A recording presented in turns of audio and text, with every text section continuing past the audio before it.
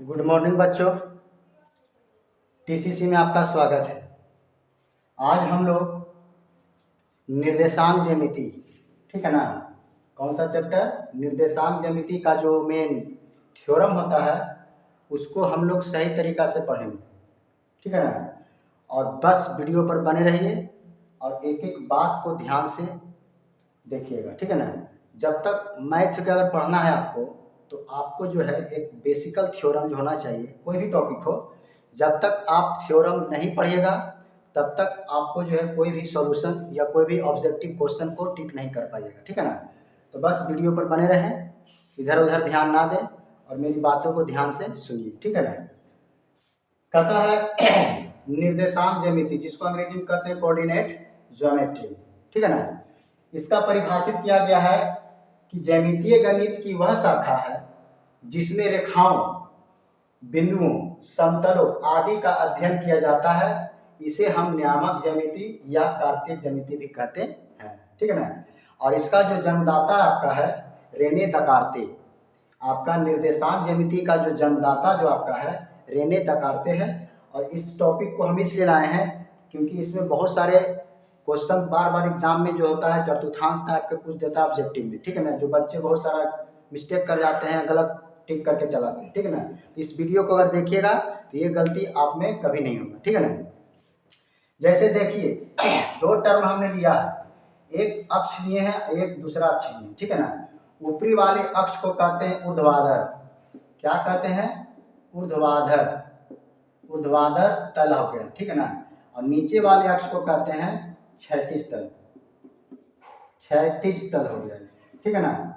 ये आपका हो गया क्षैतिज तल और ये आपका हो गया ऊर्ध्वाधर तल। इसमें देखिए फर्स्ट में देखिएगा आपका बताए हैं प्लस प्लस होता है, सेकेंड टर्म में आपका होता है माइनस प्लस होता है, थर्ड टर्म में आपका होता है माइनस माइनस होता है और फोर्थ टर्म में आपका होता है प्लस माइनस होता है, ठीक है ना। तो जो भी सारी चीज है इसको ध्यान से देखिएगा। देखिए फर्स्ट टर्म को हम प्रथम पाद भी कहते हैं या प्रथम चतुर्थांश भी कहेंगे। उसी तरह से सेकेंड टर्म को हम क्या कहेंगे? द्वितीय पाद भी कहेंगे या द्वितीय चतुर्थांश कहेंगे। उसी तरह से थर्ड टर्म को क्या कहेंगे? तृतीय पाद भी कहेंगे या तृतीय चतुर्थांश, है ना।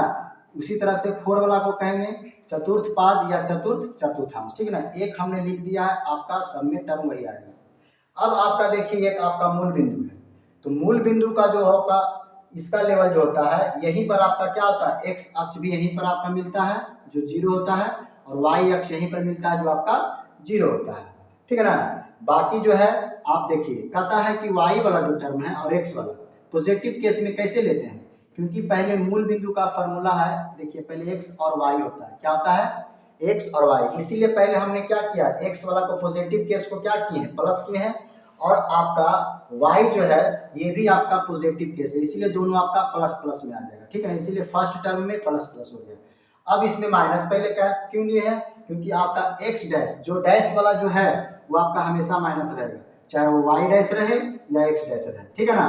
तो x डैश का देखिए है माइनस में सब, इसीलिए पहले हमने क्या लिखा, क्योंकि आपका x पहले आता है तो माइनस, उसके बाद y, तो y आपका पॉजिटिव केस है तो प्लस हो जाएगा। उसी तरह से तीसरा टर्म में देखिए ये आपका x वाला भी क्या है? माइनस है, और y वाला भी क्या है? माइनस है, ये भी आपका क्या है? दोनों माइनस आएगा, ठीक है ना। फोर्थ टर्म में देखिएगा कि आपका पॉजिटिव केस में आपका क्या है? x अक्ष है, तो इसको हम क्या किए? पॉजिटिव किए, और y अक्ष को क्या किए? नेगेटिव किए, क्योंकि आपका नेगेटिव है, ठीक है ना। तो इस तरह से आपका समझ में आ गया होगा। अब देखिए पॉइंट हम लिखे हैं कि x अक्ष का निर्देशांक भुज कहलाता है। जब भी क्वेश्चन ऑब्जेक्टिव बहुत सारा रहता है पूछा हुआ, तो x अक्ष का निर्देशांक क्या कहलाता है? तो क्या कहेंगे? भुज कहेंगे। और y अक्ष का निर्देशांक को क्या कहते हैं? तो कोटि कहते हैं। y अक्ष के निर्देशांक को कोटि कहेंगे और x अक्ष के निर्देशांक को भुज कहेंगे, ठीक है ना। उसके बाद है कि x अक्ष पर जो है y का नियामक 0 होता है और y अक्ष पर x का नियामक 0 होता है। बस इतना ही सारी बातें को ध्यान में रखिएगा, आपका जो है 2-3 नंबर आपका क्लियर कंसेप्ट हो जाएगा। जैसे कभी कभी पूछ देता है आपका कि -3 और -3 या -5 इस तरह से रहेगा एग्जाम्पल में, किस चतुर्थांश के अंतर्गत आएगा, ठीक है ना। तो ऐसा जब भी देखिएगा तो हम क्या मार देंगे? तृतीय चतुर्थांश। या एग्जाम्पल दे देगा 4 या 3 आपका माइनस में है, ठीक है ना, 4 है और आपका क्या है -3 में, तो 4 - 3 जो है किस चतुर्थांश के अंतर्गत आएगा। तो देखिए 4 आपका प्लस में है और माइनस में आपका ये वाला आ गया, तो आपका कौन सा हो जाएगा चतुर्थ चतुर्थांश हो जाएगा। कौन सा हो जाएगा चतुर्थ चतुर्थांश हो जाएगा। उसी तरह से आपका दे देगा 5 और माइनस, देखिए -5 दे देगा या 3 दे देगा, कहेगा किस चतुर्थांश में है। देखिए ध्यान से कि माइनस पहले कहाँ आता है तो द्वितीय चतुर्थांश में आ जाएगा, ठीक है ना। तो बस इसी तरह से आपका क्या ऑब्जेक्टिव क्वेश्चन पूछा जाता है, जो आप लोग को छोड़कर नहीं रन करके आना है, ध्यान से लाना है, ठीक है ना। अगर मेरा वीडियो अच्छा लगे तो सब्सक्राइब करें, दोस्तों को भी शेयर करें। Thank you.